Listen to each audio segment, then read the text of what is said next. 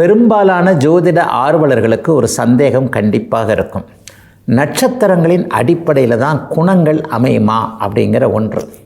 இந்த நட்சத்திரத்தில் பிறந்தால் இந்த குணம் இருக்கும், அஸ்வினி நட்சத்திரத்தில் பிறக்கிறவங்களுக்கு இந்த குணம், பூச நட்சத்திரத்தில் பிறக்கிறவங்களுக்கு இந்த குணம், மூல நட்சத்திரத்தில் பிறக்கிறவங்களுக்கு இந்த குணம் அப்படின்னு ஜோதிட மூல நூல்கள் சொல்லுகிறதே அல்லது விளக்க நூல்கள் சொல்லுகிறதே, இதெல்லாம் சரியானதாக இருக்குமா அப்படின்னு பார்த்தீங்கன்னா, உண்மையில் நட்சத்திரங்கள் என்பது ஒரு அடையாள புள்ளிகள் தானே தவிர அந்த நட்சத்திரங்களுக்கு எந்த விதமான தனி பண்புகளோ காரகத்துவங்களோ இல்லை அப்படிங்கிறத நம்முடைய இந்த ஜோதிட விளக்க பகுதியில் நிறைய இடங்களில் சொல்லிட்டு வரேன்.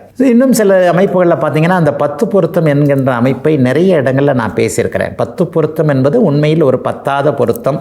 பெண்ணை பெண்ணாக மதிக்காத ஒரு 150-200 வருடங்களுக்கு முன்பாக உருவான அந்த பொருத்தம், அதாவது பெண்ணுடைய முதல் நட்சத்திரத்தை மட்டும் வச்சு தான் 10 பொருத்தம் வந்தது. பெண்ணுடைய ஜாதக பிறந்த நட்சத்திரத்தை வச்சு அது வரலை. பெண் காமாட்சியா மீனாட்சியா என்கின்ற காணாவிற்கும் மீனாவிற்கும் எந்த நட்சத்திரமோ அதை வைத்து ஒரு பொதுவாக பார்க்கப்பட்டது தான் 10 பொருத்தம். அந்த பொதுவாக தன்னுடைய அத்தை பையன் மாமா பையனுக்கு அந்த பெண்ணை கொடுத்து கொண்டிருந்த காலத்தில் பொதுவாக பார்க்கப்பட்ட அந்த 10 பொருத்தம் இன்றைக்கு பெண்கள் வளர்ச்சி அடைந்து விட்ட காலத்தில் அது செல்லாது. அதனால தான் 10 பொருத்தம் என்பது தவறி போகிறது. உண்மையை பார்த்தீங்கன்னா 10 பொருத்தம் என்பது ஒரு தெளிவான ஒன்றாக ஒரு விதியாக இருந்தால் இந்த 10 பொருத்தத்தில் 8-9 பொருத்தம் நன்றாக இருப்பவர்கள் உண்மையிலே நல்லா இருக்கணும். ஆனால் அப்படிலாம் யாரும் இல்லை. 2 மாதத்தில் 3 மாதத்திலே டிவோர்ஸ் அமைப்புகள்லாம் வந்துடுது. ஆக இந்த நட்சத்திரங்களுக்கென்று தனி பண்புகளை, தனி காரகத்துவங்களை, தனி அமைப்புகளை, முக்கியத்துவங்களை கொடுக்கும்போது தாங்க ஜோதிடம் பிழையாக போகிறது என்பது தான் உண்மை. நட்சத்திரத்தின் படியே குணத்தையும் தீர்மானிக்க முடியாது, நட்சத்திரத்தை மட்டும் வைத்து எதையுமே தீர்மானிக்க முடியாதுங்க. அந்த நட்சத்திரத்திற்கு மேலே கிரகம் என்ற ஒன்று அமைந்திருக்கிறது இல்லையா, அந்த கிரகத்திற்கு கிடைக்கக்கூடிய சுபத்துவ பாவத்துவ அந்த கிரகம் யாரோடு சேர்ந்திருக்கிறது, யாரால் பார்க்கப்படுகிறது. முக்கியமாக இருள் கிரகங்கள்னு சொல்லப்படக்கூடிய அமாவாசை சந்திரன், ராகு, கேது, சனியோடு சேர்ந்திருக்கிறதா என்பதை பொறுத்தும், ஒளி கிரகங்கள்னு சொல்லப்படக்கூடிய குரு, சுக்கிரன், புதன், வளர்பிறை சந்திரன், பௌர்ணமி சந்திரன் போன்றவைகளோடு இருக்கிறதா என்பதை பொறுத்து தாங்க பலன் இருக்கிறதே தவிர நட்சத்திரங்களுக்கு மட்டும் அந்த நட்சத்திர சாரங்களில் இந்த கிரகங்கள் அமைந்ததால் மட்டும் அப்படிங்கிற அமைப்பில் நிச்சயமாக பலன் இல்லை. ஜோதிடத்தை கொஞ்சம் குழப்பமாக வைக்கக்கூடிய விஷயங்கள் எல்லாமே இந்த நட்சத்திரத்தில் தான் வருது.